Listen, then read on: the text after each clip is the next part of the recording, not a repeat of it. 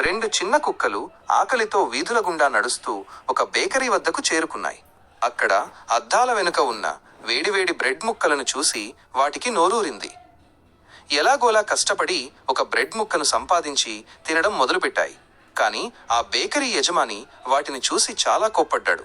కనీసం జాలి కూడా లేకుండా వాటి దగ్గర ఉన్న ఆహారాన్ని లాక్కుని వాటిని బయటకు గెంటేశాడు. ఆకలి తీరక అవమానంతో ఆ కుక్కలు కన్నీళ్లు పెట్టుకున్నాయి. తమ కాళ్లపై తాము నిలబడాలని నిర్ణయించుకున్నాయి. రోడ్డు మీద పారేసిన ఖాళీ అట్టపెట్టెలను సేకరించి వాటితో ఎంతో కష్టపడి అందమైన చిన్న ఇళ్లను తయారు చేశాయి.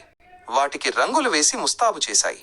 అవి చూసిన కొందరు వ్యక్తులు ముచ్చటపడి వాటిని కొనుక్కుని కుక్కలకు డబ్బులు ఇచ్చారు. తమ కష్టంతో సంపాదించిన ఆ డబ్బును తీసుకుని అవే కుక్కలు గర్వంగా అదే బేకరీకి వెళ్లి డబ్బులు ఇచ్చి తమకు నచ్చిన ఆహారాన్ని కొనుక్కున్నాయి.